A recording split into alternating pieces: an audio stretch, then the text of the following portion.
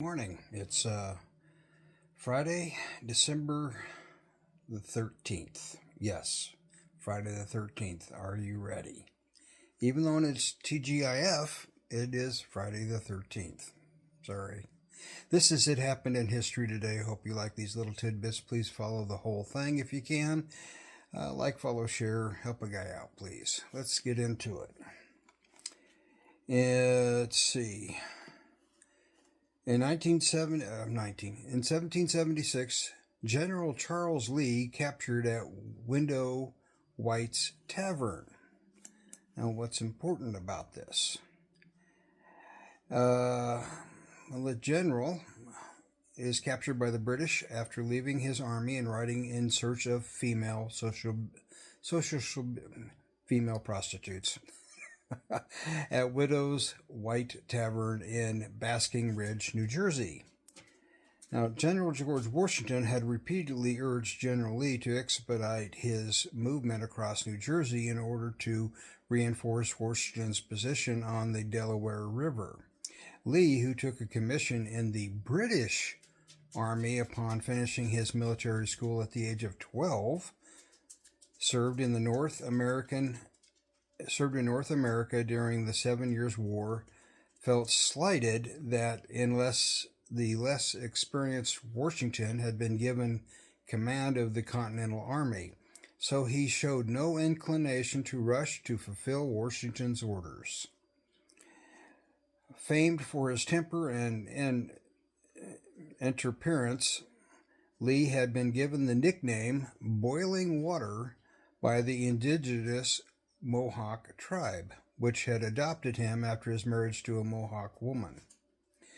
But his union apparently failed to quell his interest in prostitutes.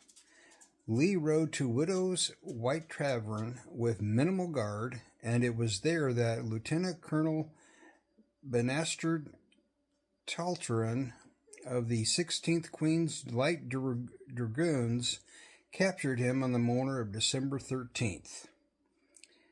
Attitude always fails. In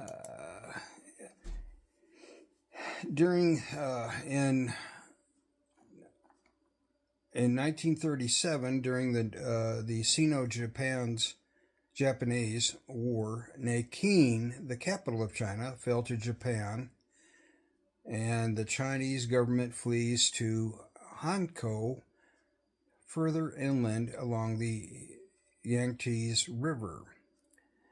To break the spirit of the Chinese resistance, Japanese General Ma Chu-wan ordered the city of Nanking destroyed.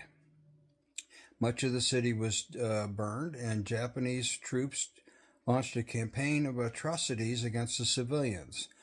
In what became known as Raping of Nanking, the Japanese butchered an estimated 150,000 males, war prisoners they were called, and massacred an additional 50,000 male civilians, and a lot of other atrocities.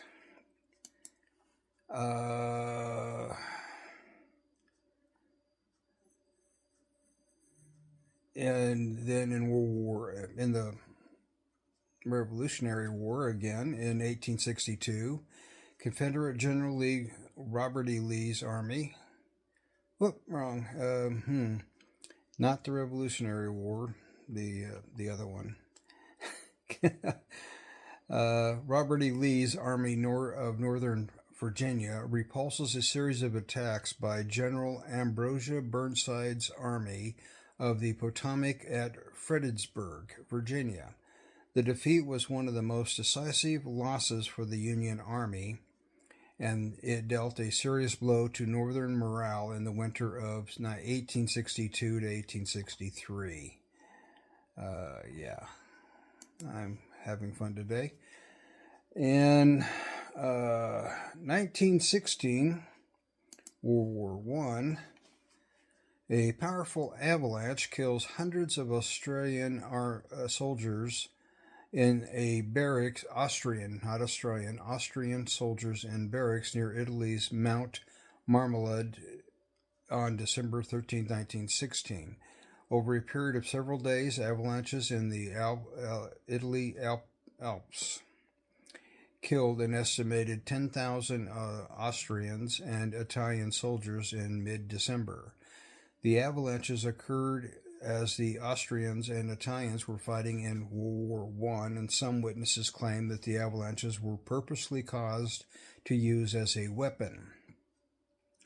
Though there was little evidence that this was the case with these avalanches, it is possible that avalanches were used as weapons at other times during the war. And then in 1942, during World War II, Nazi propaganda minister Joseph Goebbels records in his journal his contempt for the Italians' treatment of Jews. It's not what you think. In Italy-occupied territories, the Italians are extremely lax in their treatment of Jews. They protect Italian Jews both in tennis and in occupied France, and won't permit their being drafted for work or compelled to wear the Star of David. Yeah. In art and literature, 1925, Dick Van Dyke was born. Great comedian. In crime, in 2000, Texas 7 prison break.